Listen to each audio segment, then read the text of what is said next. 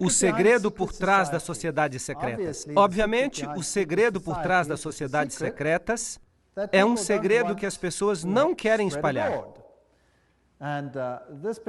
Esse tópico particular é tão sério que eu não me aventurarei a dizer nada, ou pouco. Em vez disso, eu vou deixar a história e as citações falarem por elas mesmas. Talvez seja tedioso ouvir citação após citação, mas o fato é que dessa maneira não sou eu que estou dizendo. É o fato histórico sendo colocado diante de vocês, para que vocês então decidam por vocês mesmos se o quebra-cabeças faz sentido ou não. Apocalipse 17:4. Achava-se a mulher vestida de púrpura e de escarlata, adornada de ouro, de pedras preciosas e de pérolas, tendo na mão um cálice de ouro, transbordante de abominações, e com as imundícias da sua prostituição. Há apenas uma única igreja no mundo inteiro que usa uma mulher com uma taça, e essa é a Igreja Romana. Aqui está a cidade do Vaticano. E aqui está uma mulher segurando uma taça. E ela é chamada Fides em todos os documentos. Fides. Agora, o que isso significa? Bem, vamos a uma boa fonte maçônica.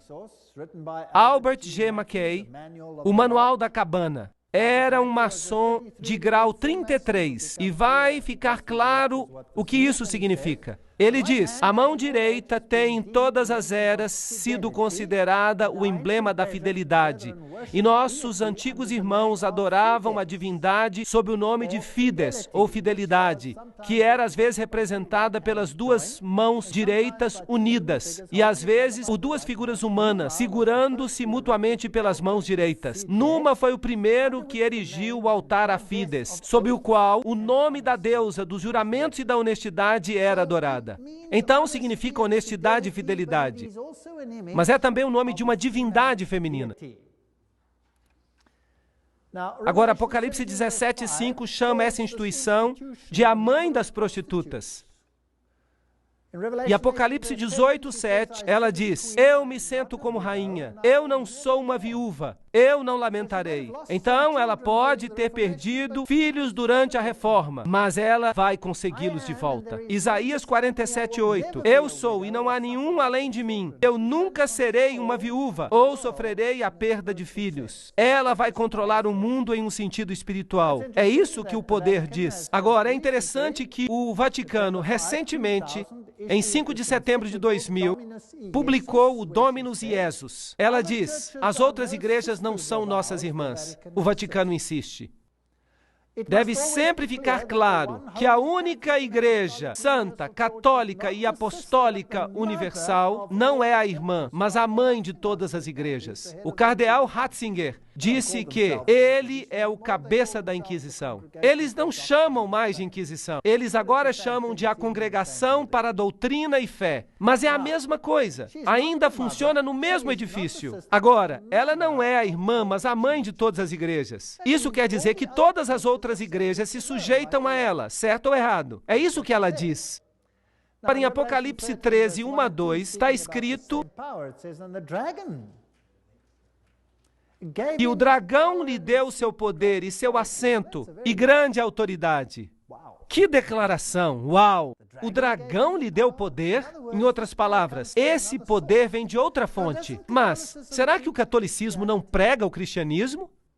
Sim, ele prega. Será que ele não prega Jesus Cristo como Salvador do mundo? Sim, ele prega. Mas ele também prega a mediação através de outros mecanismos e através da igreja.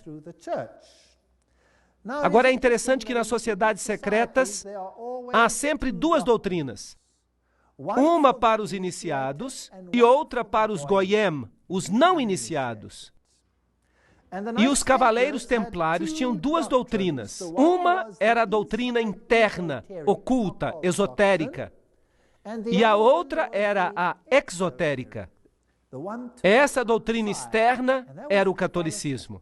Por isso, as massas receberam uma religião que os internos viraram de ponta cabeça. Entre os internos do ocultismo, Lúcifer é o verdadeiro filho de Deus.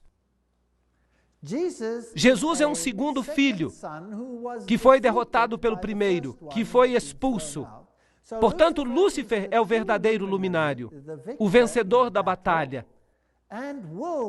E ele receberá adoração no final do tempo. Essa sempre foi a doutrina da Cabala. Sempre foi a doutrina do gnosticismo. Mas é claro, não é o que a Bíblia ensina. Mas então o catolicismo não ensina o que a Bíblia ensina. Apocalipse 17, 12 a 14 fala: os 10 chifres que viste são os 10 reis que ainda não receberam um reino, mas que por uma hora receberão autoridade como reis juntamente com a besta. Eles têm um propósito e darão seu poder e autoridade à besta. Eles farão guerra contra o Cordeiro. Mas o Cordeiro os vencerá, porque ele é o Senhor dos senhores, o Rei dos reis. E com ele estarão que são chamados escolhidos e fiéis. Agora, hoje, vamos tratar de todo o capítulo 17. Mas os reinos do mundo, aqui representados por estes 10, darão seu poder ao sistema, assim como na Idade Média, e aplicarão a doutrina ao mundo inteiro. Muito interessante. Isso será a besta que sai do abismo sem fim. Agora, Gary H.K., em seu livro A Rota para a Ocupação Global, escreve assim: as antigas religiões de mistério vêm de Babilônia. E elas eram panteístas, é claro. Isso significa que Deus está na natureza. Deus está em tudo. O que, de fato, nos faz deuses também. Isso foi inculcado na Cabala, tomado na era cristã pelo que é chamado de gnosticismo. E os cavaleiros templários eram o centro interior secreto que tinha o conhecimento antigo dos místicos. Isso foi levado até o Rosa Cruz, a maçonaria e os Illuminati, que, de acordo com Gary K., controla o marxismo, as sociedades secretas americanas e as sociedades políticas, o sistema bancário internacional e o Concílio Mundial de Igrejas. Agora, isso é muito estranho. Será que o Concílio Mundial de Igrejas é controlado pela maçonaria? Vamos examinar isso com detalhes. E é claro, temos ainda o movimento da Nova Era, as sociedades teosóficas, e todas essas coisas controladas pelo mecanismo para anular e esvaziar a doutrina da salvação em Cristo somente. Essa será a batalha final. E para alcançar isso, esta mulher se escondeu e se disfarçou em roupas cristãs. E as pessoas recebem a doutrina Goyim e não sabem qual é a doutrina interna. Essa é completamente diferente. Bem, se lermos 1 Crônicas 16, 26, pois todos os deuses dos povos são ídolos, mas o Senhor fez os céus. Isso nos informa que a idolatria é algo que vem da terra. Nimrod, o Senhor do céu, Tamuz, o Messias pagão, e Semiramis, a rainha dos céus, todos esses têm a sua origem em Babilônia. E se você passa pelas religiões que foram propagadas no Líbano, na Fenícia, em Babilônia, na Síria, na Grécia, em Roma, no Egito, na Índia, na China, no México e na Escandinávia, você tem a mesma figura sob nomes diferentes. Baal, Tamuz, Astorá, El, Baco, Astarte, Belo, Tamuz, Reia, Istar, Nino, Hércules, Beltis, etc., etc. E no Egito, Ra, Osíris, Oris, Ísis, Hathor. E na Índia, Vishnu, Krishna, Isidevaki, e assim por diante. Agora, o romanismo, a Igreja Católica, tomou essa trindade e transformou-a no Pai, na Mãe e no Filho, que significa que eles devem elevar a Mãe ao ponto da divindade. E veremos como eles fizeram isso, e que estão fazendo isso com a sanção do Papa. Assim, a verdadeira trindade e a trindade católica romana são duas coisas muito diferentes. Para os Goyim, são Pai, Filho e Espírito Santo. Para o círculo interno, são Pai, Mãe e Filho, que não são nada mais do que Baal, Tamuz e Astarote, se você quer usar os nomes antigos. Júpiter é o Deus que é adorado sob Petrus, a rocha. E ubi Petrus, ibi ecclesia, significa, onde está Pedro, está também a igreja. Então há aqui uma outra rocha que toma o lugar da verdadeira rocha. Cristianismo e sociedades secretas? Poderíamos resumir isso da seguinte maneira: a velha religião babilônica deu origem à Cabala, enquanto que os essênios e os outros, o gnosticismo, veio à existência e o gnosticismo foi fundado por Simão Mago. Isso vem de nenhuma outra fonte, senão a história da magia, por Eliphas Levi. Essa é uma importante fonte maçônica. Portanto, o gnosticismo foi fundado por Simão Mago. Então, esse gnosticismo, que é a doutrina secreta, foi eventualmente, através de muitas organizações intermediárias, levado até os Cavaleiros Templários. E os Cavaleiros Templários eram um grupo da Ordem Católica Romana, que foram colocados no sítio do templo para protegê-lo. E eles tinham fortes ligações com as sociedades islâmicas, inclusive com os ismaelis, os carmatitas, os fatimitas, os druzas e os assassinos. E esses são muito interessantes. E eu vou falar sobre eles quando falar sobre a conexão islâmica. As sociedades secretas, assim como os templários, tinham duas doutrinas. Uma para os goyim e outra para os iniciados, os internos. As duas se opunham uma à outra diametricalmente. As sociedades secretas do Islã fazem exatamente a mesma coisa. Mas isso vai ser uma outra palestra. Agora, os templários, eles tinham a sua informação secreta interna, inculcada pela Rosa Cruz e pelos jesuítas. Os jesuítas, de novo, formaram e criaram a maçonaria. E a maçonaria foi criada como o braço protestante da Igreja Católica Romana. Eles não sabiam disso, eles foram enganados, iludidos, para fazer a obra que Roma queria que eles fizessem, para que Roma pudesse se sentar nos bastidores enquanto a maçonaria fazia isso por eles, enquanto a maçonaria fazia isso por ela. Então não era ela, eram os protestantes que estavam fazendo e não Roma. Muito esperto. Então vamos olhar agora os Cavaleiros Templários. Aqui estão algumas das representações. Esta é a demologia, o líder na época da dissolução dos Cavaleiros Templários.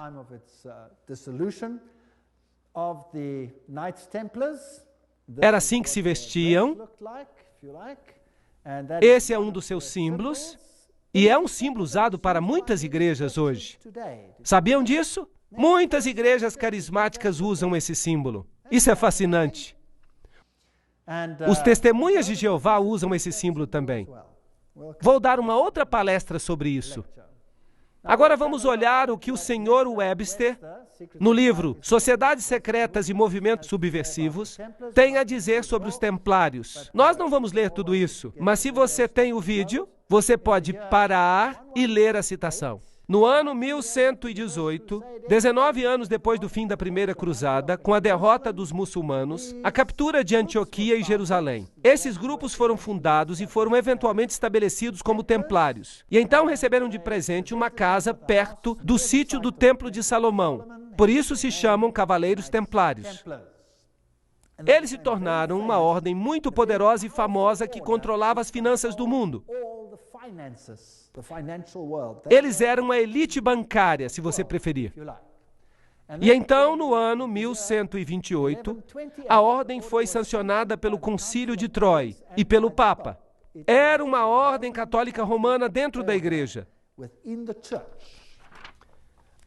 Agora, alguns anos mais tarde, em 13 de outubro de 1307, essa ordem foi oficialmente terminada pelo rei da França, porque este havia descoberto o que eles estavam fazendo. O rei da França, Philippe le Bel, prendeu os templários, data de sexta-feira 13, outubro de 1307. E desde esse dia, a sexta-feira 13 é um dia de azar para o mundo todo. E as acusações feitas contra eles eram: A cerimônia da iniciação à ordem era acompanhada de insultos à cruz, a negação de Cristo e obscenidades grosseiras. Havia todo tipo de coisas. Lembrança de Sodoma, pois aconteceu lá a adoração de ídolo, que era considerada a imagem do Deus verdadeiro. E ali estava Bafomé, este símbolo aqui de uma divindade, macho e fêmea, andrógena. A omissão das palavras da consagração na missa. O direito que os chefes leigos se arrogavam de dar absolvição e a autorização do vício não natural. Então eles tinham que amaldiçoar a cruz, pisar em Jesus, jurar aliança a Bafomé e sancionar esse vício pouco comum. Isso tudo era um crime sério naqueles dias. Então o líder foi sentenciado à morte, mas a ordem não desapareceu de fato. Mas o Papa ficou relutante em dizer isso. O ritual maçônico inclui referências aos cavaleiros templários. Por exemplo, aqui no livro Sociedades Secretas e Movimentos Subversivos, se diz: vários cavaleiros que tinham decidido resgatar o lugar santo da Palestina, dos sarracenos, formaram uma associação sob o nome de maçons, assim indicando que seu principal desejo era a reconstrução do Templo de Salomão. E a gente escuta muito sobre a reconstrução do Templo de Salomão hoje, e a história de Israel e essas coisas interessantes. Vamos falar um pouquinho sobre história. Vou levar a vocês a esse lindo palácio. Onde que vocês acham que ele fica? Fica em Jerusalém, fica em Notre Dame, no Vaticano, e é aqui que o Papa tem a sua representação em Jerusalém. É um palácio para um rei. Ali está a bandeira do Vaticano e há ali uma ala inteira que tem alguns artefatos papais muito interessantes. Agora, em Jerusalém, eu fui visitar o sítio dos cavaleiros. Aqui está o Palácio dos Cavaleiros, o patriarcado latino, onde eles tinham originalmente um sítio e os cavaleiros do papado agora controlam esta área. Esse é o símbolo que eles usam, que é usado por muitas religiões hoje.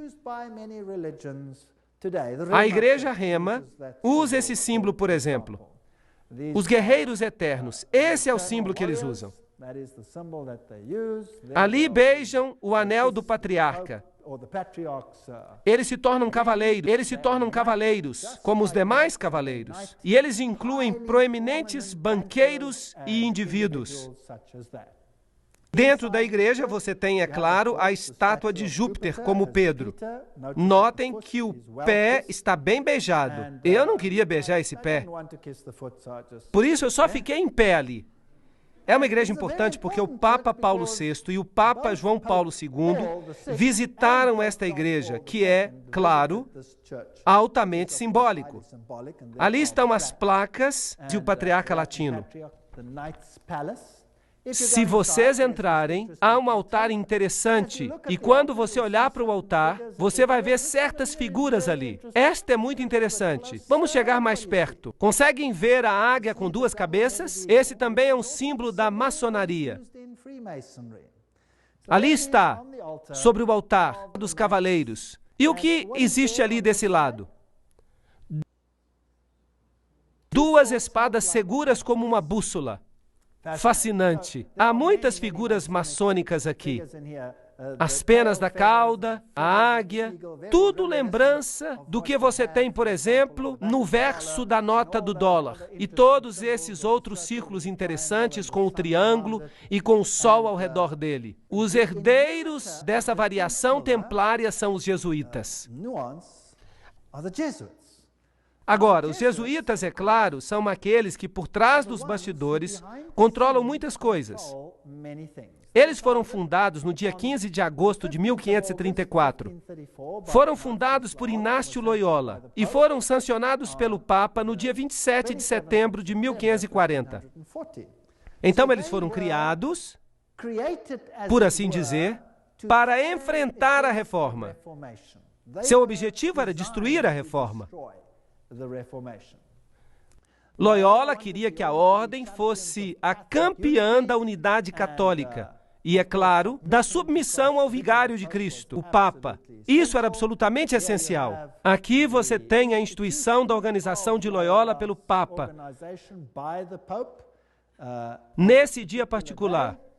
E há algumas analogias interessantes que nós encontramos aqui. Aqui, por exemplo, há uma analogia considerável entre os graus maçônicos e os jesuíticos. Os jesuítas também pisam no sapato, carregam o joelho, porque Inácio Loyola assim se apresentou a Roma e pediu a confirmação da ordem. Agora, tudo que eu falo tem uma citação junto. E se alguém ficar chateado com alguma coisa que eu disser, então telefone para as pessoas que disseram isso e fique chateado com elas, certo? Então é isso que faziam e é isto que a maçonaria faz. Então você tem aqui uma ótima ligação. Portanto, quem existiu primeiro? Os maçons ou os jesuítas? Os jesuítas existiram primeiro, claro. Deveriam obedecer como que a um cadáver. As constituições repetem 500 vezes que se deve ver a Cristo na pessoa do general. E se Deus lhe der um cachorro como general, você precisa obedecê-lo como se ele fosse o próprio Cristo. Aqui está a estátua de Loyola, num retiro jesuíta, Loyola em visão, a Sociedade de Jesus constituída na Capela de Notre Dame, em 1534, agora a Capela do Sagrado Coração, em Paris, com muitas incrustações ocultistas. E aqui está o famoso juramento jesuíta que cada jesuíta faz quando ele se torna um jesuíta. Isso vai nos dizer algo sobre o caráter dos jesuítas.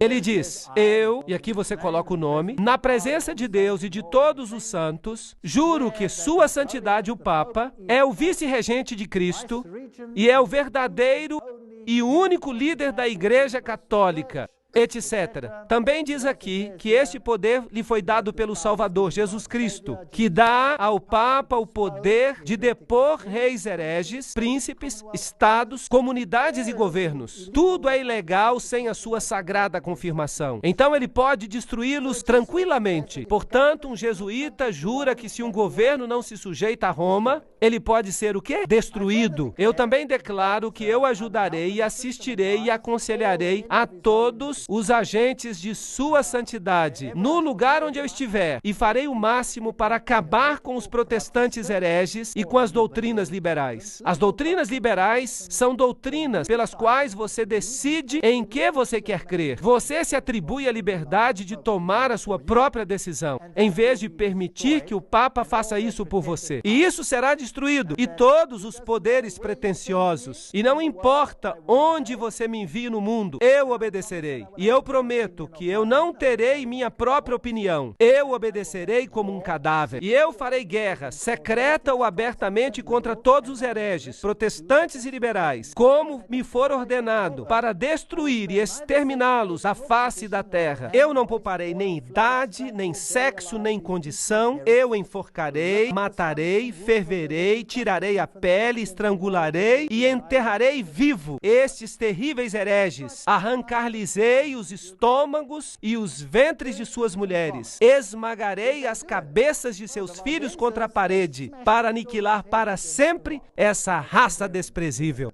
Parece mesmo uma promessa cristã, concordam? Uma promessa muito cristã. Será que eles fizeram isso? Bem, eles esmagaram as cabeças das crianças valdenses contra as rochas para fazerem com que seus pais se arrependessem. No Império Otomano, e essa é uma história interessante, na Sérvia, eles pegavam as crianças, eles as jogavam no ar e eles as amparavam com suas baionetas. Não eram pessoas boas. Agora, você pode dizer que era o Islã, que não eram os jesuítas. Podemos debater isso. Falaremos sobre isso em outro momento. E o juramento diz que se eles não puderem fazer isso abertamente, eles farão em segredo. É isso que um jesuíta jura. Esta é a famosa Universidade Pontifícia Gregoriana aqui em Roma. A mais prestigiosa universidade católica do mundo. Os jesuítas, em todas as suas sedes, têm essas figuras nas cavernas. Agora, no paganismo, todas as deidades saem de cavernas e têm as letras IHS, que realmente significam Ísis, Horas, Set, isto é, a trindade egípcia. Claro que eles dizem que significa Jesus Hominum Salvator, Jesus o Salvador dos homens. Mas não, significa IHS. E seu símbolo é o triângulo com o olho que vê tudo, representando essa divindade. Eles também usam o pilar, ou a estela, se você prefere. Eles têm o símbolo com o triângulo e o olho. O círculo interior, que é também o símbolo usado no movimento da Nova Era. Nós já vimos que Gary K. diz que a maçonaria controla o movimento da Nova Era e que os jesuítas controlam a maçonaria, ou a criaram. Esta é a Universidade dos Jesuítas em Praga. No alto dela, eles têm Atlas, não Jesus Cristo. Se você for a uma sede jesuíta moderna, eu visitei esta. Às vezes eu sou chique. Ali estou eu, tirando foto, e dentro eles têm uma figura de Cristo. Mas este não é Cristo, é Atlas, segurando o mundo sobre os seus ombros, disfarçado. Eles têm esses símbolos contra a parede ali. Este símbolo é o símbolo de Hermes. Se você tirar a cruz, então você tem o símbolo de Ísis. Temos aqui símbolos pagãos. Esses símbolos estão ali desde que foi construído, etc, etc. Ali, simbolismo, Maria. O M é o M maçônico. O triângulo, Réia, a deusa. Aqui está uma igreja na Alemanha, uma catedral. Dentro você vê esse círculo com uma cruz nele. As espadas cruzadas. Tudo usado pela maçonaria. Agora, se voltarmos até a antiga Síria, essa era uma cruz proeminente, uma cruz maltesa, vem do antigo paganismo. Eles têm o símbolo das estrelas aqui, duas estrelas, uma sobre a outra, e duas cruzes, uma sobre a outra. Eles têm o compasso com uma lua, um símbolo com uma estrela nele, que é o símbolo que o Islã usa, por exemplo. Eles têm o calendário solar e a tríplice coroa. Tudo isso é usado pelo papado. As cruzes de cabeça para baixo representam a vitória de Cristo. Martelos e compassos e foices são símbolos que prevalecem no mundo. Ali está Jesus, em pé sobre o crânio e os ossos cruzados, que é o símbolo de Júpiter, o deus Júpiter, que é Lúcifer. De novo, cruzes de cabeça para baixo. Esta é uma catedral muito importante na Alemanha.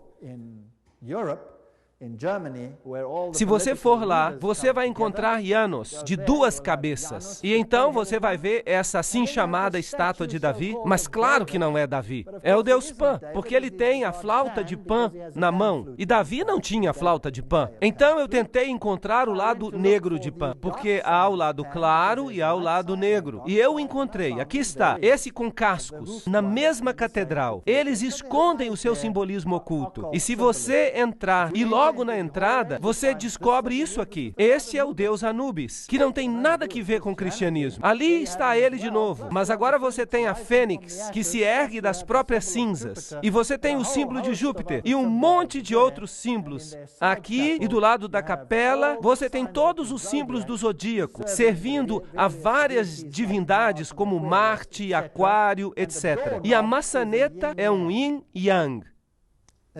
Isso não tem nada a ver com o cristianismo. Eles usam o símbolo do compasso e Júpiter e o símbolo Quirro e o símbolo PX aqui, que você encontra em virtualmente cada denominação cristã sobre a face da terra, a fênix se levantando das cinzas, o pavão, todos símbolos de Lúcifer.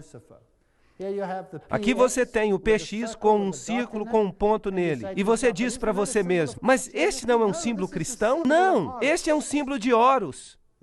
Isso nada tem que ver com o cristianismo. Vamos perguntar a Albert Mackay, um maçom do grau 33. Ele vai nos dizer o que o símbolo significa. O ponto dentro do círculo é um interessante e importante símbolo da maçonaria. O símbolo é realmente uma alusão linda, mas estranha ao culto ao sol e introduz para nós pela primeira vez essa modificação entre os antigos que adoravam o falos. Então este é um símbolo bastante nojento. Ele tem que ver com os órgãos masculinos. Uau! E nós estamos tirando isso da boca do cavalo. Então, o que significa o PX? Vamos à melhor fonte maçônica do mundo. O livro Morais e Dogma, página 292. E caso você não me creia, eu tirei uma xerox para que você possa vê-lo. Este é o cajado de Osíris. Não existe uma fonte melhor do que esta. Aqui está o mais alto oficial da maçonaria, segundo o rito escocês. Em uma medalha de Constâncio está a inscrição: neste signo vencereis. E então vem algumas outras coisas interessantes. Este é o cajado de Osíris. E aqui está o tal místico e as cruzes e as estrelas de Davi, e então ele usa este aqui também. Um símbolo interessante. Ele diz que as vestimentas dos sacerdotes de Horus estavam cobertas com essas cruzes. Aqui está a cruz maltesa. Lembram que eu mostrei para vocês essa cruz no rei sírio? Agora, quem usa isso em suas vestes? Bem, vamos dar uma olhada. Opa, aqui está. Quem está usando? O Papa está usando. Então, o que ele é? Ele deve ser o sacerdote de Horus. Então, para o mundo exterior, parece cristianismo. Mas para o círculo interior, é ocultismo. No chão da Catedral de Londres, você tem o Triskele, que é um yin-yang tríplice. Bem, o que isso significa? A versão céltica do yin-yang. É isso que é. O Triskele, o mar, amuleto, uma deusa céltica de sabedoria e bruxaria que foi entronizada na Revolução Francesa. Só que ele está perguntando. A deusa da razão, bruxaria, razão, tudo é a mesma deusa.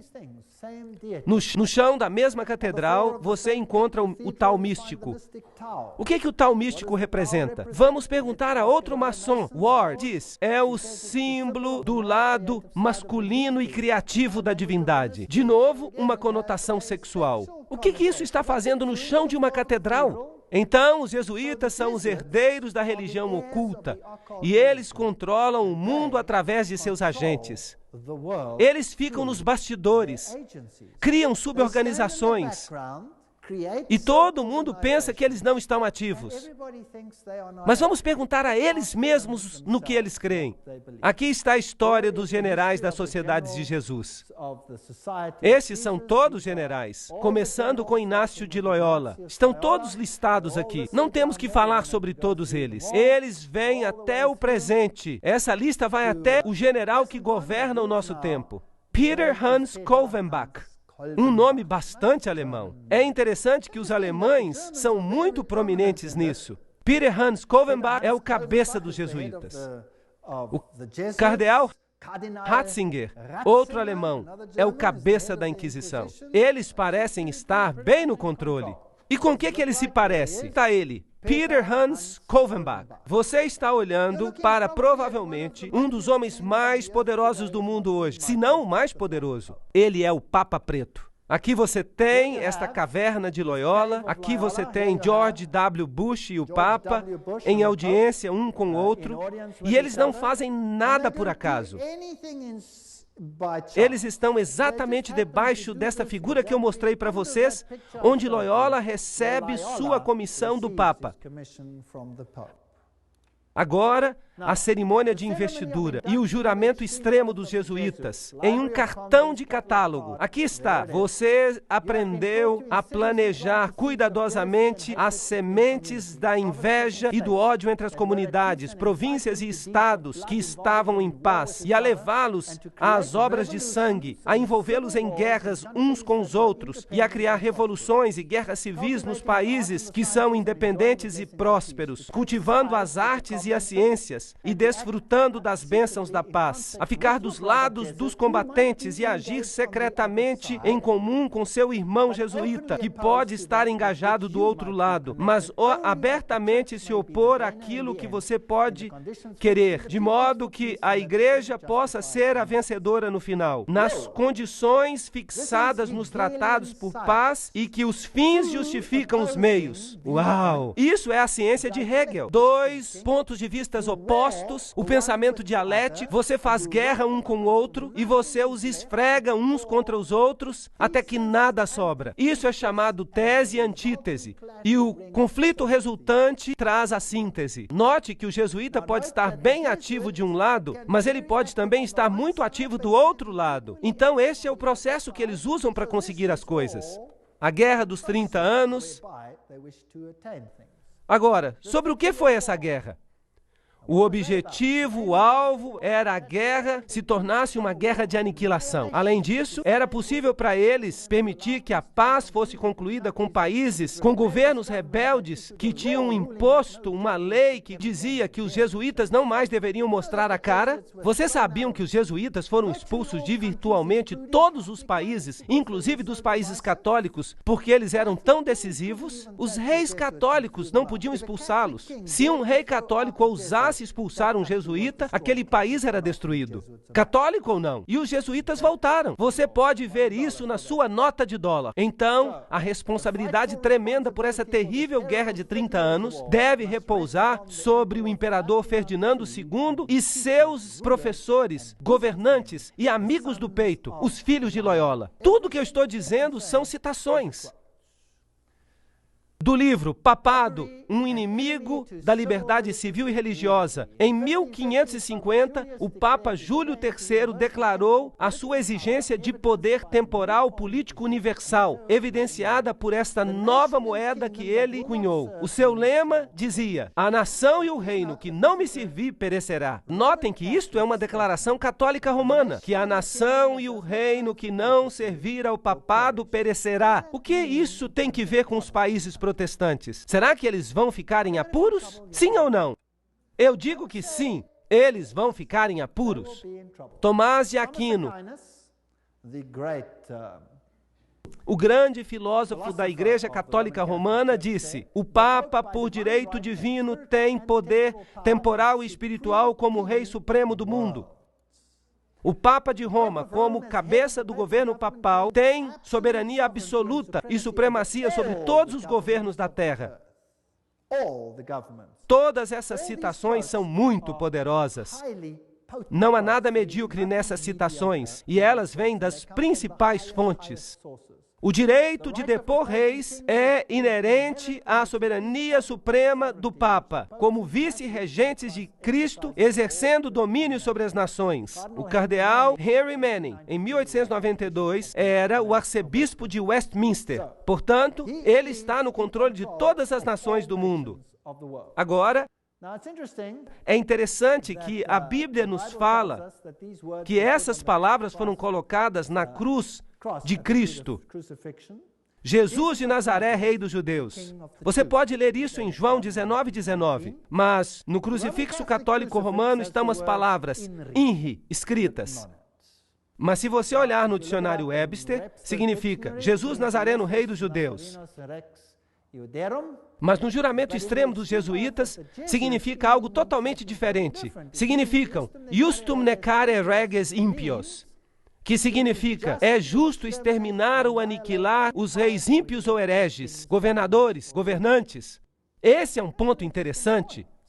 Agora, uma outra coisa que eles querem fazer é destruir o protestantismo. Nós acalentamos no fundo de nossos corações este princípio, que qualquer coisa que não nos unir deve ser destruída. E nós estamos prontos para fazer isso. Então, logo nós tenhamos os meios para, com todas as energias, aplicar esses princípios. O protestantismo já está em decadência, está afundando e perecendo. Sim, nosso destino é contribuir para a sua última agonia, marchar contra esse esqueleto quebrado e espalhar os ossos. Oh, que nós nos apressemos na dissolução com os nossos esforços fortes e unidos. E então eles escreveram: o protestantismo está se tornando decomposto, está caindo aos pedaços. Nós estamos começando a ganhar os seus homens mais importantes. Isso faz parte do plano secreto. Estes são os piores dos católicos, os inquisidores, os jesuítas. Eles são simplesmente o exército romano romano pela soberania terrestre do mundo no futuro,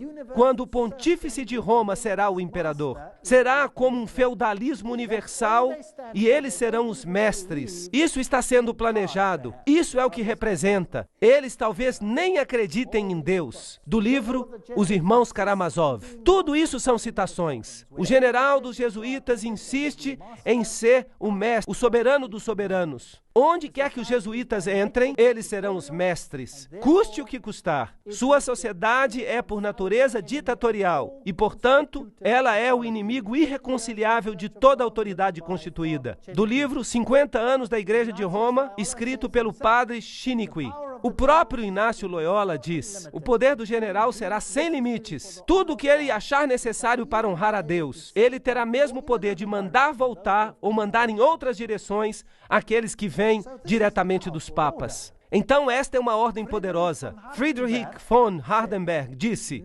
nunca antes na história do mundo houve uma sociedade assim. O próprio Senado romano não fazia tramas para dominar o mundo com grande certeza de sucesso. Eles querem o domínio mundial com um Papa entronizado como único governante. Lafayette, um católico romano, disse: é minha opinião que se as liberdades deste país, os Estados Unidos da América, forem destruídas, elas o serão pela sutileza dos sacerdotes jesuítas católicos romanos, pois eles são muito perigosos, são inimigos da liberdade civil e religiosa. Foram eles que começaram a maioria das guerras da Europa. Aqui nós temos gente importante falando. Morse, o inventor do código Morse, ele disse: e quem são esses agentes? Eles são, na maior parte, jesuítas. Uma ordem eclesiástica proverbial no mundo por sua duplicidade e total falta de escrúpulos morais. Uma ordem tão habilidosa nas artes do engano que mesmo nos países católicos, na própria Itália, essa ordem se tornou intolerável e todas as pessoas querem eliminá-la. Esse é outro homem importante. O arquiduque Maximiliano Francis disse: eles penetraram tão insidiosamente nas cortes e nas intrigas dos estados que eles devem, com justiça, ser reprovados por tentarem alcançar o domínio mundial. E nós podíamos continuar aqui, mas esta é uma citação importante. Aqui está Michelangelo Tamburini, o general dos jesuítas, falando ao Duque de Brancas: meu senhor, desta sala eu governo não apenas Paris, mas China. Não apenas a China, mas o mundo inteiro, sem ninguém ficar sabendo que eu governo. Interessante. É isso que os próprios jesuítas dizem. O confessor do Papa tem que ser um jesuíta. O próprio Papa tem que vir a um jesuíta para confessar. E tudo que eu estou falando são citações. Esta aqui é de João Batista Janssens. Ele governou de 1946 a 1964. Ele parece um elegante cavalheiro, muito alegre.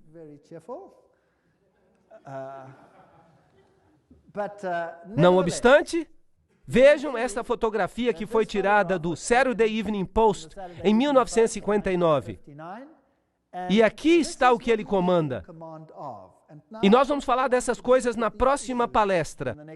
Ele controla as seguintes sociedades secretas: a Ordem Militar Soberana dos Cavaleiros de Malta. Então é ele quem manda nos Cavaleiros de Malta. A loja maçônica Shriners, segundo o rito escocês. A Ordem dos Illuminati. Os Cavaleiros de Colombo. Os Cavaleiros da Ku Klux Klan. Benai Berit, a Nação do Islã e seu exército particular chamado os Frutos do Islã, a Comissão da Máfia, o Opus Dei, junto com várias outras irmandades menores. Então cada uma dessas seitas secretas, cada uma dessas sociedades secretas é controlada pelos jesuítas. E como eles as controlam? Qual é seu objetivo? E quem é membro, por exemplo, dos Cavaleiros de Malta? E quem hoje é membro dos Cavaleiros de Colombo? Quem é membro do Benai Berit? Quem controla os Frutos do Islã? Quem controla a Opus Dei? Quem controla Skull and Bones? E todas as outras sociedades secretas? Qual é a sua agenda? É isso que precisamos descobrir. Lembrem-se que Roma quer recuperar domínio total. E se eles são o centro da teologia templária, então eles querem controlar o mundo para o dragão, não para Jesus Cristo. O dragão lhes deu seu poder e seu trono e sua grande autoridade. Isso é assustador. E esse poder pode estar dominando o seu país como ele domina o meu. Mas as boas novas é que Jesus predisse isso. Nós lemos no Apocalipse, ele diz que não importa quanto eles se associem, não importa quanto eles tramem, o reino vai para quem? Vai para Jesus. Apenas esperem. Portanto, não há nada a temer. Na próxima sessão, eu mostrarei para vocês as sociedades secretas e eu mostrarei quem são os seus membros.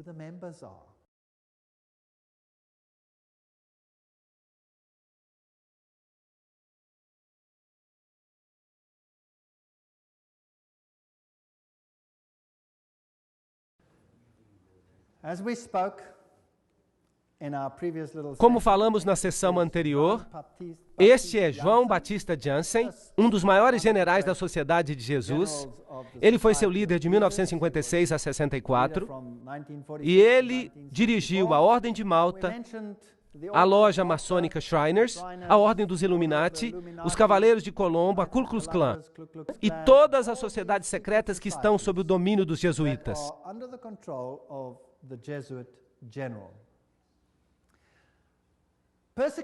A perseguição à Igreja Católica na Alemanha foi dirigida apenas contra os elementos que não se submeteram inteiramente à centralização crescente da autoridade na Igreja e no Estado. Então, às vezes, parece que até os católicos estão sofrendo. Mas somente os grupos católicos que não estão totalmente submissos a este sistema serão subjugados. Algumas ordens católicas, de fato, se opunham aos jesuítas. Elas foram exterminadas, foram eliminadas. Na Revolução Francesa, os dominicanos tomaram a Inquisição dos jesuítas, mas eles foram eliminados e os jesuítas a recuperaram. Seu objetivo era e ainda é destruir os efeitos da reforma e reestabelecer o Sacro Império Romano da nação alemã. Uma grande Alemanha, em outras palavras, deve se tornar o centro do Sacro Império Romano ressuscitado. Leo H. Lerman, 1942, um historiador americano, disse isso. É fascinante que o presidente da Rússia, ou um presidente da Rússia, melhor dizendo, e muitos líderes políticos receberam a garantia que a Alemanha desempenhará um papel importante na nova Europa de hoje. Não é também fascinante que foi um padre jesuíta, o padre Stempfel, e não Hitler, que escreveu Minha Luta? De fato, você pode lê-lo, próprio livro Minha Luta. Agora, a SS usava este símbolo do crânio e dos ossos cruzados. Que isso era símbolo? Vocês se lembram? Era o símbolo de Júpiter, o deus da morte. Era também o símbolo de Osíris, que era o deus da morte. Anubis era simplesmente uma outra forma de Osíris. Ele era o deus da morte. Ele é o deus dos mortos. Mas Jesus disse, eu sou o Deus dos vivos. Eu não sou o Deus dos mortos, eu prefiro servir ao Deus dos vivos. A SS foi organizada por Himmler, de acordo com os princípios da Ordem dos Jesuítas. Os serviços e exercícios espirituais prescritos por Inácio de Loyola constituíram um modelo que Himmler tentou cuidadosamente copiar. A obediência absoluta era a regra suprema. Toda a ordem tinha que ser executada sem hesitação. Cada comentário que eu estou lendo vem de uma fonte confiável. De novo, naquele ótimo livro, O Grande Conflito, nós lemos sobre os jesuítas. Por toda a cristandade, o protestantismo foi ameaçado por inimigos formidáveis. Os primeiros triunfos da reforma no passado fizeram com que Roma reunisse novas forças, na esperança de realizar a sua destruição. Nessa época, a ordem dos jesuítas foi criada. Notem o que esta citação está dizendo. O poder mais cruel e inescrupuloso de todos os campeões do Papa. Eles se separam de todos todo laço terrestre, de todo interesse humano, estão mortos para a afeição natural, para a razão, para a consciência, inteiramente silenciados, não conhecem nenhuma restrição, a não ser as da sua ordem, e nenhuma obrigação, a não ser estender o seu poder. Nós não precisamos ler a citação toda. Percebemos que o que eles queriam era destruir o protestantismo. A ordem dos jesuítas, portanto, representa a corporificação de um sistema que busca domínio político e temporal. E sobre o mundo inteiro. Você pode me dizer, a China não se sujeitará. Bem, nós já lemos uma citação pelo general jesuíta em que ele disse que ele controla a China. Quem controla o comunismo? Os jesuítas o criaram e, portanto, eles o controlam. Eles praticaram isso na América do Sul. Eles praticaram e o instituíram ali. Muito interessante. Este é o conde von Hohenbrüch, em 1911, um nobre alemão e ex-jesuíta que diz essa mesma coisa. Qual é o objetivo, então, dos jesuítas? De acordo com eles, eles só buscam a maior glória de Deus. Mas se você fizer um exame, você vai descobrir que o seu objetivo é o domínio mundial. São eles que dominam o mundo. Uma citação após a outra. Além disso, o Papa tem milhares de agentes secretos no mundo inteiro. Eles incluem os jesuítas e os cavaleiros de Colombo, os cavaleiros de Malta, Opus Dei e outros. O Serviço Secreto do Vaticano e seus agentes de campo não ficam em segundo lugar para ninguém. Mesmo Dave Hunt, o historiador batista americano, diz isso. Então vamos dar uma olhada em algumas dessas instituições. Vamos começar pela maçonaria. O livro The Grand Design Exposed diz, a verdade é, os jesuítas de Roma aperfeiçoaram a maçonaria para que ela se tornasse a mais eficiente e magnífica ferramenta, realizando seus propósitos entre os protestantes. Agora, certamente os membros da maçonaria devem eles mesmos estar enganados. Se eles vissem isso, eles não fariam isso, certo? Bem, de fato, a ordem está sendo usada e eles mesmos estão sendo enganados. E só nos altos escalões da hierarquia da ordem, os escolhidos é que sabem. E eles são controlados pelos jesuítas de Roma. Muito esperto, para obrigar o protestantismo a fazer o que você não pode fazer abertamente, porque o próprio protestantismo disse que você é o anticristo. Então, tudo isso é interessante. Este é um castelo templário e uma igreja na ilha de Maiorca, na Espanha, e ali, de novo, você tem a águia de cabeça dupla, e você pode ir a qualquer igreja naquela ilha, e você vai ver a águia de cabeça dupla nos altares dessas igrejas.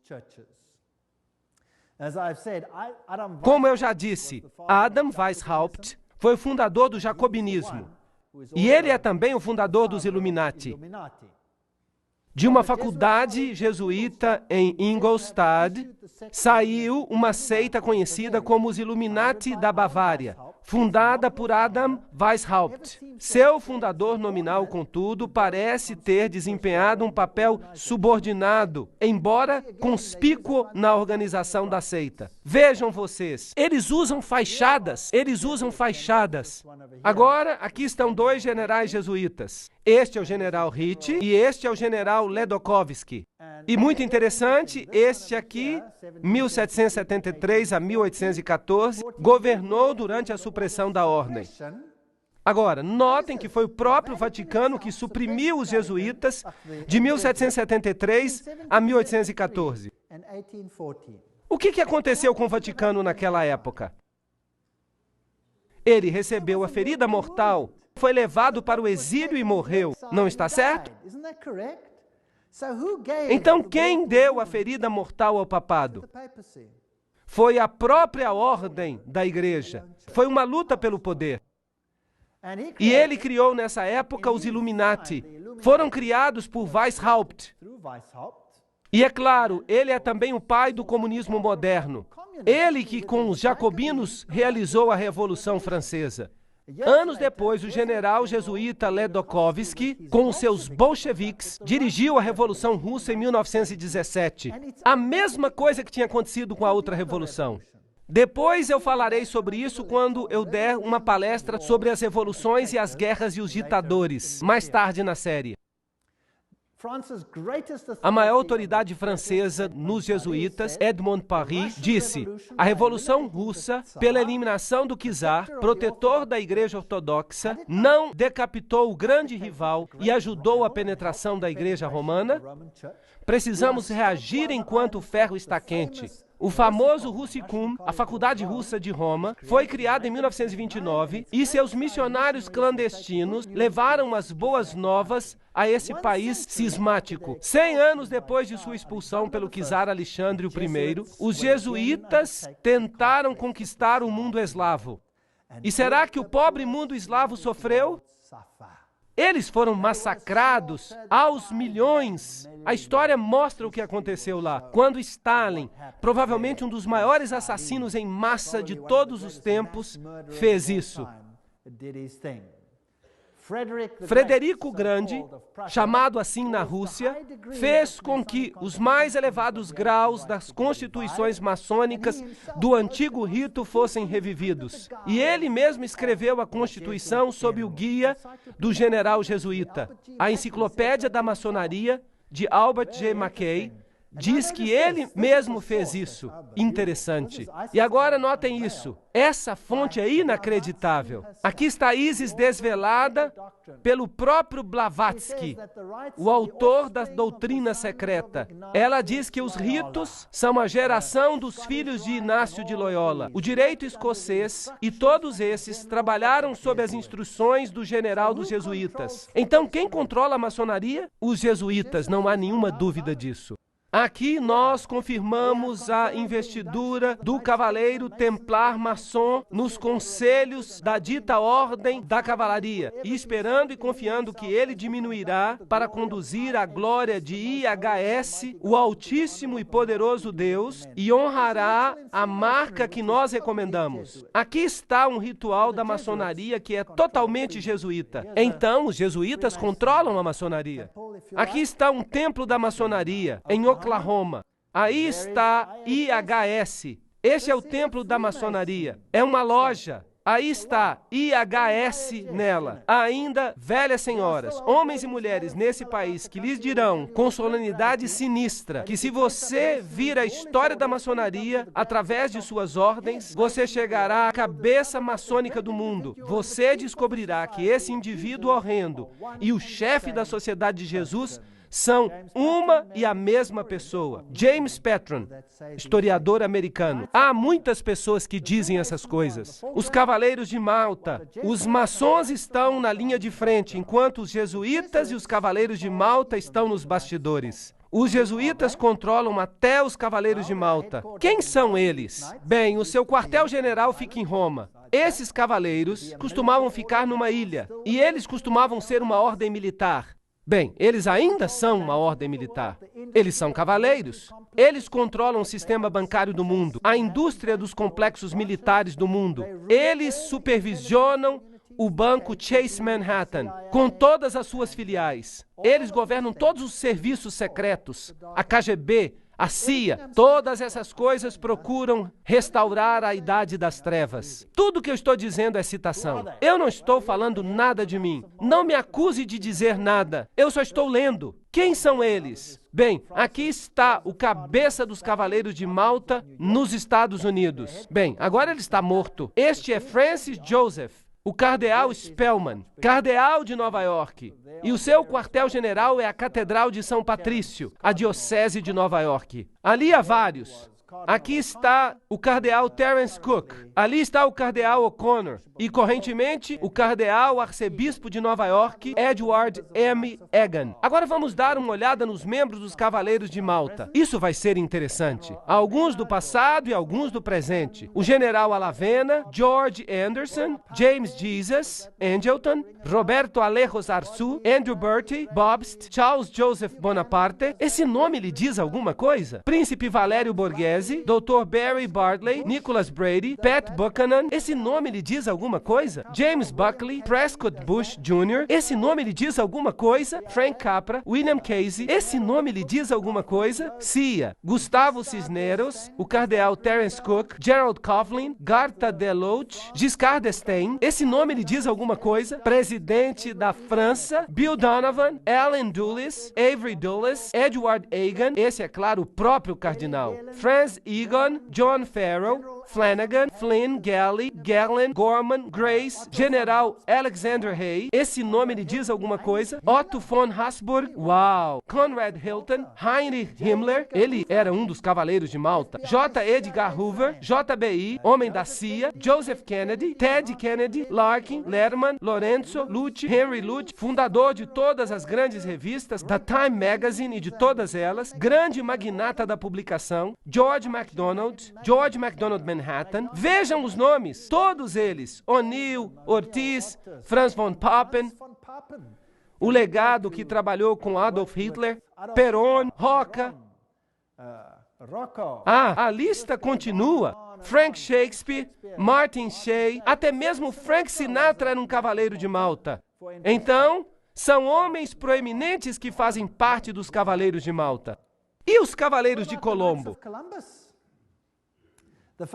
O fundador dos Cavaleiros de Colombo é o padre Michael McGivney. Ele viveu por pouco tempo, então ele morreu. Morreu muito jovem, aos 38 anos de idade. Ali está o emblema. E este é o seu site oficial. Você pode entrar nele e olhar.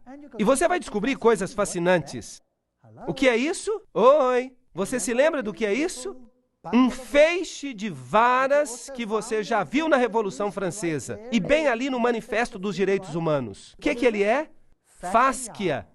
E há uma garlândia ao redor dela. O que isso significa? Todo o poder pertence a um homem. Quem será esse homem? Quem os Cavaleiros de Colombo, fundados por um sacerdote católico romano, querem ver no poder? O próprio Papa.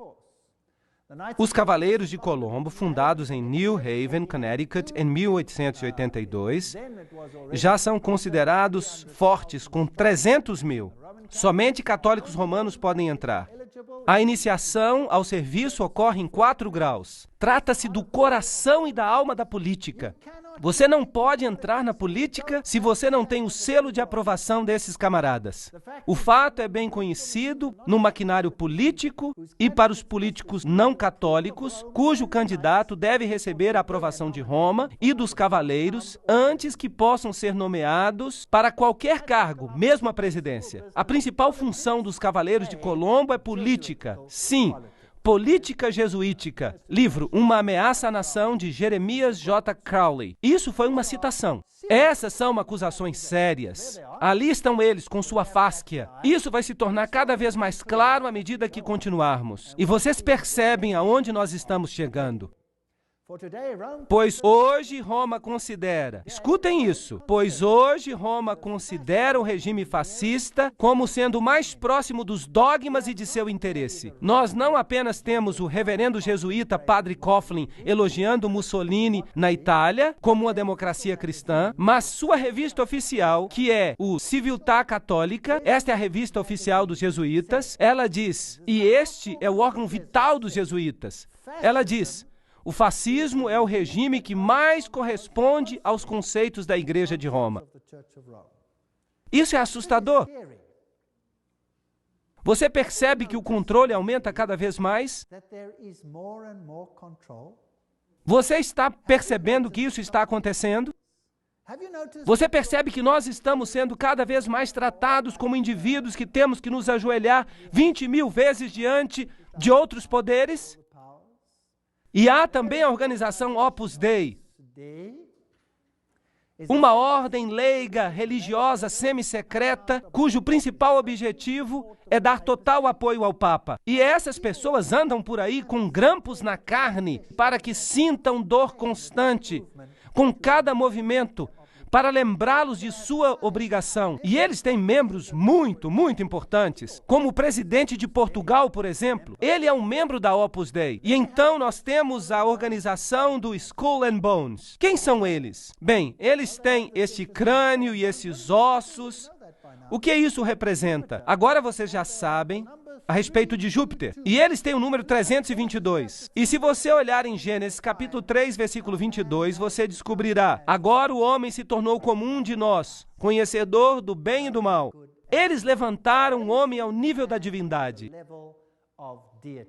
Aqui está a Universidade de Yale. Este é o lugar onde estão. Agora vamos consultar uma das maiores autoridades sobre Skull and Bones. Trata-se de Anthony Sutton. Vamos perguntar para ele quem ele é. Educado nas universidades de Londres, Göttingen e Califórnia, antigo pesquisador da instituição Hoover, da Universidade de Stanford, bem como professor de economia na Universidade do Estado da Califórnia. Ele teve a audácia de falar e escrever um livro, e isso foi muito custoso para ele. Mas, não obstante, vamos citá-lo. Aqui está o livro, Anthony Sutton, O Estabelecimento Secreto da América, uma introdução à ordem dos Skull and Bones. Então, para que não seja eu falando, vamos citá-lo. Skull and Bones. Pronto, é Bush. Bush ganhou a eleição. Vamos assistir a este vídeo. A Universidade Yale, a base das primeiras famílias da América, confessou suas explorações sexuais de um caixão sinistro. Em uma sala cheia de fumaça, uns poucos poderosos especuladores manipulam a economia global. Estas são as supostas atividades de algumas das sociedades secretas da América. Grupos com nomes como Bilderberg, Skull and Bones, ou Caveira e Ossos, e a Comissão Trilateral. A Sociedade da Caveira e Ossos foi fundada em 1832 por 15 livres docentes da Universidade de Yale, em New Haven, Connecticut. Eles estabeleceram uma sociedade secreta com regras e rituais que permanecem inalterados até o dia de hoje. A cerimônia de iniciação à Caveira e Ossos acontece em abril, no porão de uma tumba. Um distinto membro serve como mestre de cerimônias. Uma vez vestido, ele passa a ser chamado de Tio Toby. O membro mais baixo é designado Diabinho e recebe uma fantasia satânica. Um caveira de voz profunda é vestido como Don K. Holte. Outro é vestido como fundador da faculdade, Elihu Yale. E outro recebe vestes papais. Isso seria muito divertido se não fosse pelo fato de que entre os antigos caveiras estão 3 presidentes: William Howard Taft, George Bush e George W. Bush.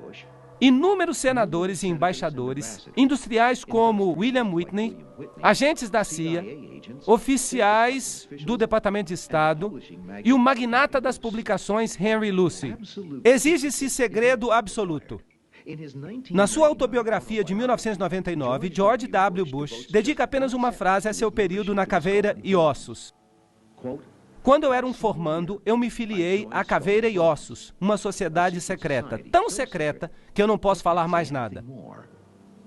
O segredo, de acordo com alguns pesquisadores, está ali para proteger o fato de que a Caveira e Ossos consegue levar seus iniciados a posições de poder e influência. O caveira mais conhecido é o ex-presidente George Bush, que, de acordo com a tradição, jamais admitiu ser um membro. Senhor presidente, você é um membro da Caveira e Ossos? Peça-lhe que deixe a sala. Um jornal americano recebeu uma resposta semelhante quando nós recentemente perguntamos a George Bush Jr., o governador do Texas, sobre o período em que era membro. Ela ainda existe? A coisa é tão secreta que eu nem sei se ela ainda existe. Bem, então você vê que George W. Bush é membro. Eles se deitam num caixão, eles se prostram diante de uma figura papal, juram fidelidade, eles fazem todo tipo de coisa sexual esquisita num caixão, que eu não vou explicar, é uma coisa nojenta.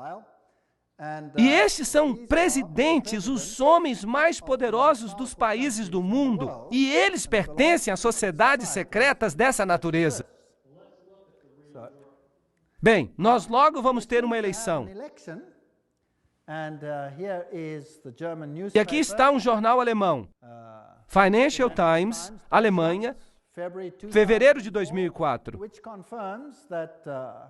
Ele confirma que Kerry, o líder da oposição, que vai concorrer contra George W. Bush, também é membro da Caveira e Ossos. Então, para que votar se os 2 candidatos pertencem ao mesmo partido? O que são essa gente e o que elas fazem, nós vamos ter que ver nas próximas palestras. A ordem, o que ela é e como ela começou. As pessoas que entraram conhecem-na como a Ordem. Outros a conhecem por mais de 150 anos como o capítulo 322 de uma sociedade secreta alemã. Isso é muito importante. De fato, isso foi descoberto quando eles invadiram uma instituição e lhes roubaram os documentos. Ela era oficialmente conhecida como Cartel Russell em 1856, ou como a Irmandade da Morte, porque eles servem o Deus da Morte, que é simplesmente Anubis, se você prefere, Osíris, se você prefere, ou Júpiter. A filial americana dessa ordem alemã foi fundada em 1833 na Universidade de Yale por duas pessoas, o general William Huntington Russell e Taft, o único homem que foi tanto presidente quanto ministro da Justiça nos Estados Unidos. Interessante.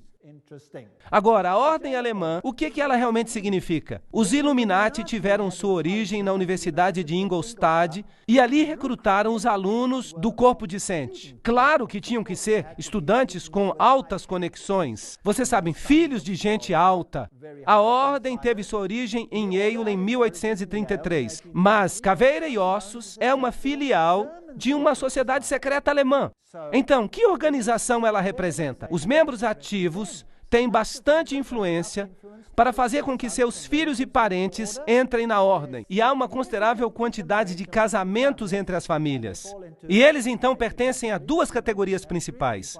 Pertencem à velha linha de famílias americanas e pertencem às famílias que têm grande riqueza. Quando um novo membro é iniciado na ordem, disse que hoje à noite ele morrerá para o mundo e nascerá para a ordem. Assim ele se referirá a ela. A ordem é um mundo em si mesmo, no qual nós temos um novo nome e 14 novos irmãos de sangue, também com novos nomes. Agora, há também uma filial britânica que foi estabelecida em Oxford, na faculdade de All Souls. E a filial britânica é chamada o Grupo. Então, a Caveira e Ossos não é apenas um. Você tem um grupo americano e um grupo europeu também. Então, o grupo se conecta com a filial judaica, através dos Rothschilds, o círculo interior. E essa, então, é uma organização secreta mundial que tem os indivíduos mais elevados na indústria, no governo, em todos os aspectos da vida. E eles são, de fato, os governantes mais proeminentes do mundo de hoje. E se falamos da sede alemã da sociedade, então falamos dos Illuminati. E George W. Bush disse que havia 1000 pontos de luz iluminando o mundo naquele momento.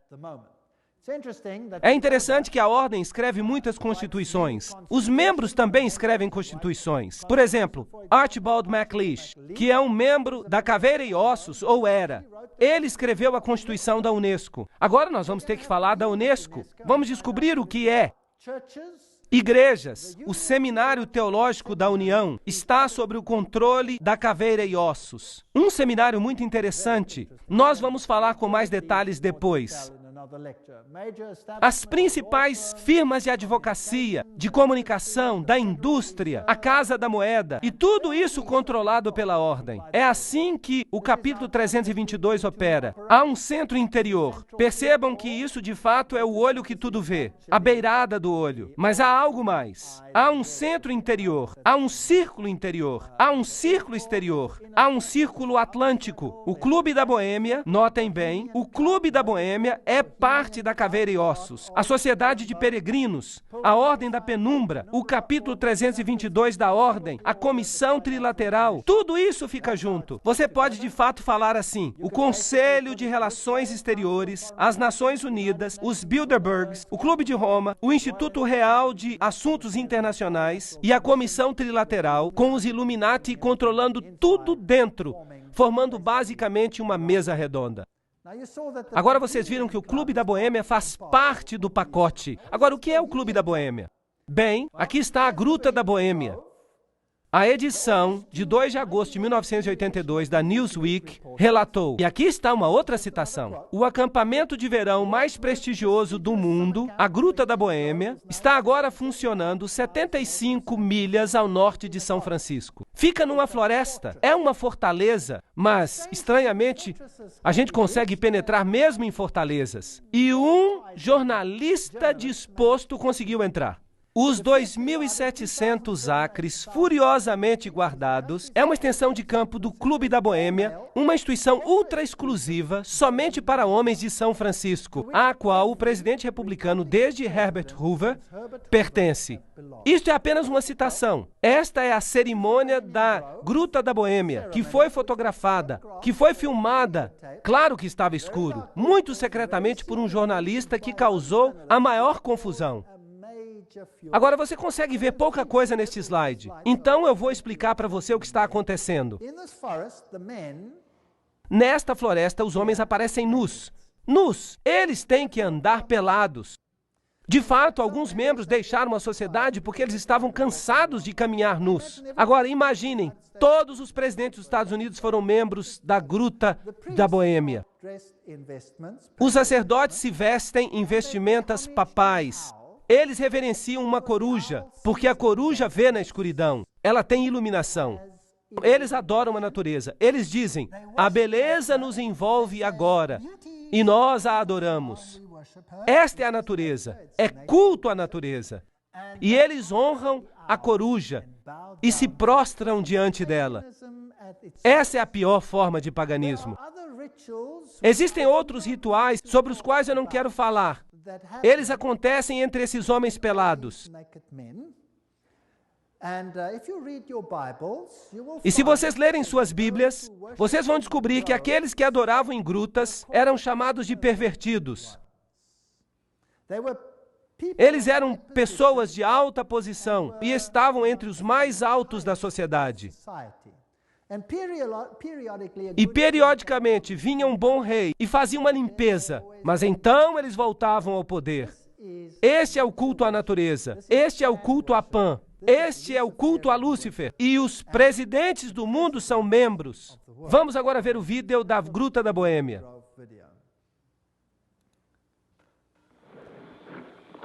Ali estão as vestimentas papais. A coruja nesse templo de folhas. Que todos dentro da gruta o reverenciem. Que ergam as cabeças, as árvores, e sejam levantadas para sempre. Pois eis que aqui está o templo da Boêmia, as santas colunas desta casa. Ali está a coruja. Oh, a beleza é eterna. E nós nos prostramos diante da beleza eterna. Pois nós buscamos uma felicidade duradoura, e ela nos envolve agora. A grande natureza, o refúgio do coração cansado. Nós nos prostramos apenas diante de ti, grande natureza. Ela é sempre fiel. Os amigos podem nos falhar, por isso precisamos nos aproximar como filhos. Criancinhas que sempre creem, que nunca duvidam da sua beleza e da sua fé. Sacerdotes da Boêmia, o nosso fogo funeral aguarda o seu cuidado.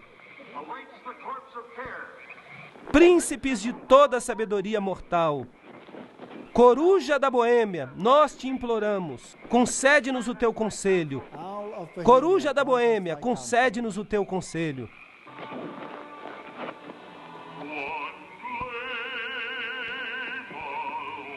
Bem, isso é só a parte do ritual que mostra que é culto à natureza. Culto condenado pela Bíblia. E contudo, quem são os membros? Vamos continuar. Este é um artigo em Mother Jones, de 18 de agosto de 1981, volume 6, página 28, e relata quem são os membros proeminentes. Por exemplo, George P. Schultz, Stephen Batchel, Gerald Ford, Henry Kissinger, William Buckley. Você pode imaginar todos eles andando pelados e adorando uma estúpida coruja? Isso não é patético? Fred Hartley, Griffin, Haywood, Coors, Teller, Ronald Reagan, Clausen, George Bush, William French Smith, etc., etc., etc.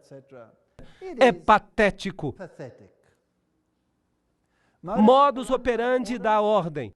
As atividades da ordem são dirigidas para a mudança da nossa sociedade, para a mudança do mundo, para trazer ao mundo uma nova ordem.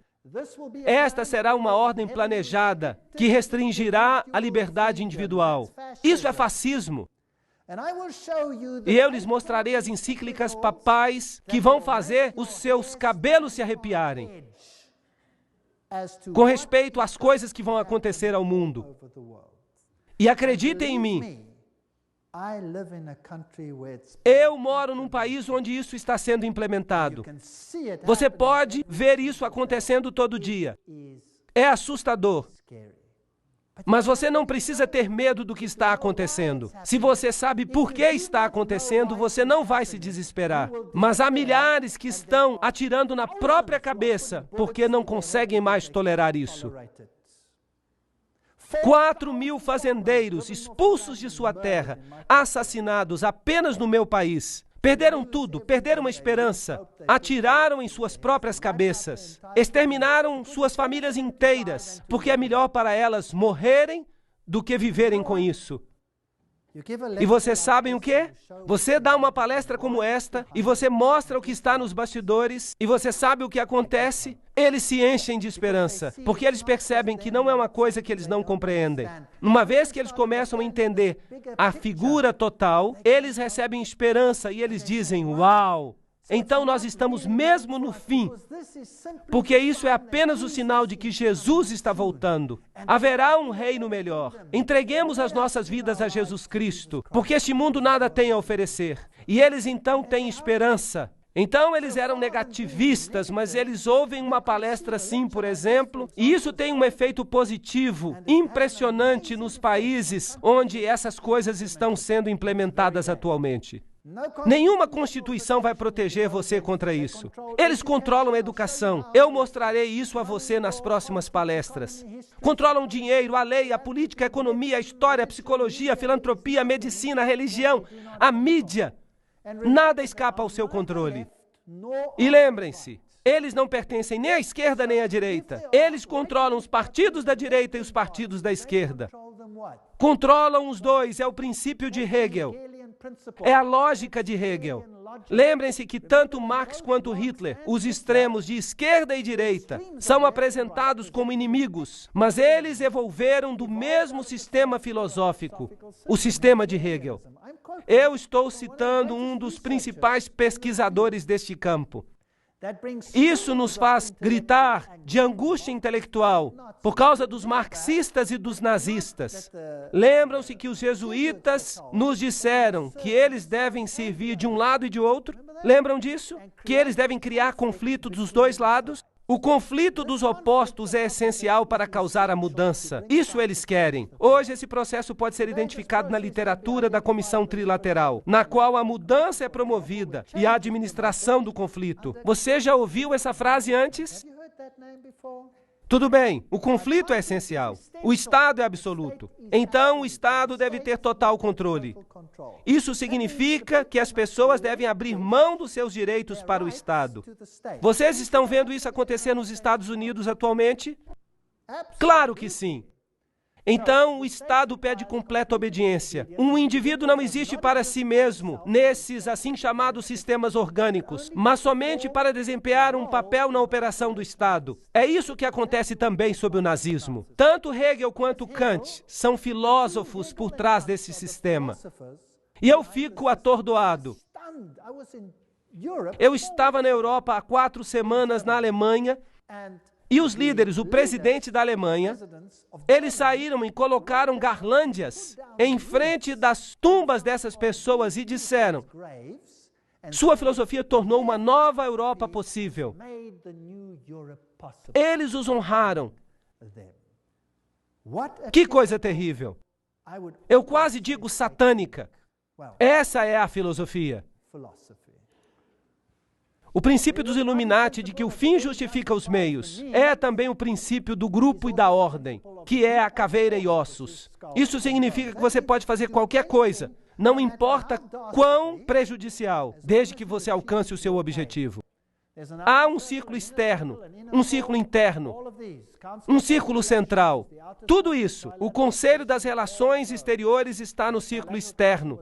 A Comissão Trilateral, é claro. A Comissão Trilateral foi fundada por David Rockefeller. Ela tem 200 membros no mundo todo. A Operação Bundy, ativismo para uma nova ordem global. George W. Bush, que era membro da Caveira e Ossos, lembram-se? Ele diz, é uma grande ideia, uma nova ordem mundial, na qual diversas nações se aproximam numa causa comum. Somente os Estados Unidos têm tanto a importância moral e os meios para apoiá-la.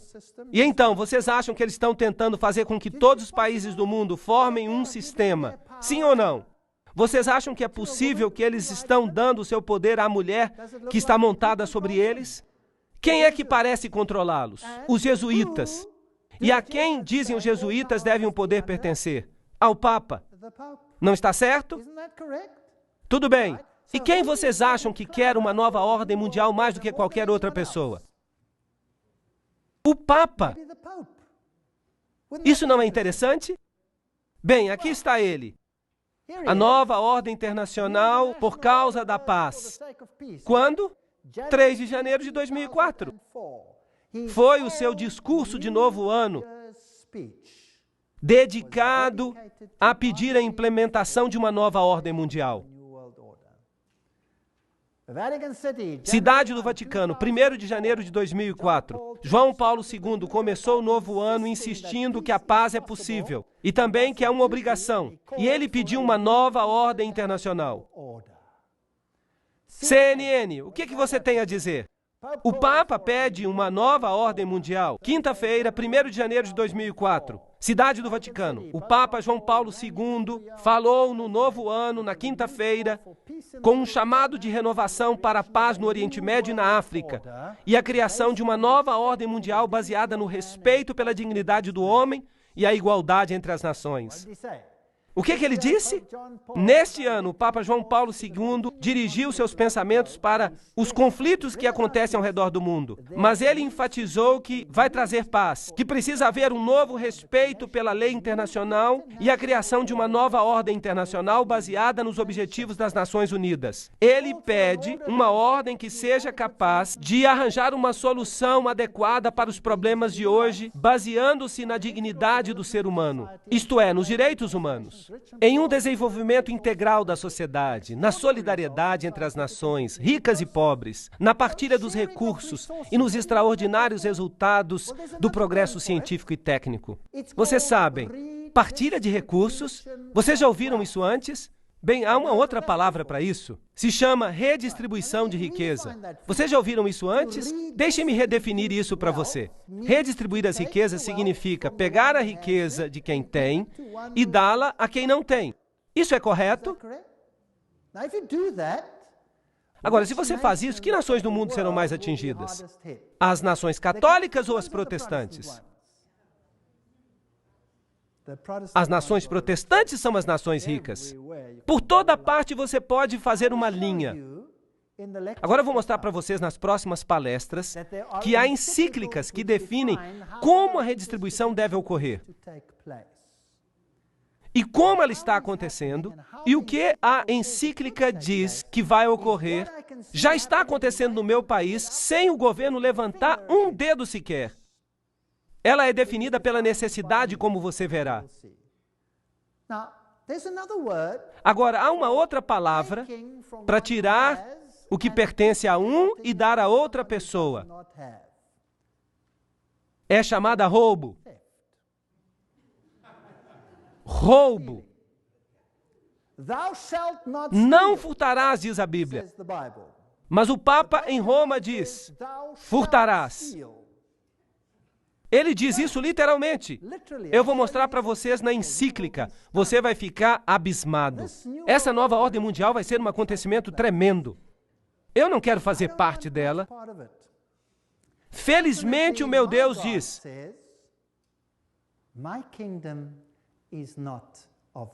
o meu reino não é deste mundo. Se fosse, eles lutariam por mim. Mas não é deste mundo. O meu reino é lá de cima. Você deve colocar os seus tesouros lá. Você deve colocar o seu coração lá.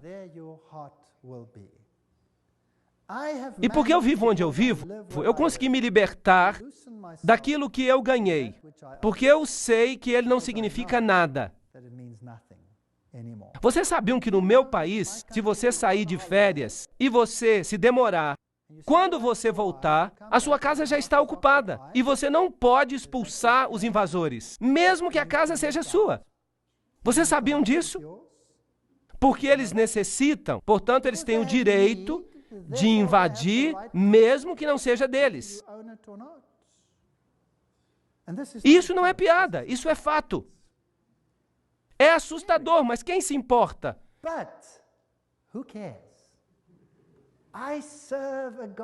Eu sirvo a um Deus que prometeu coisas maravilhosas, mesmo coisas temporais, àqueles que o servem.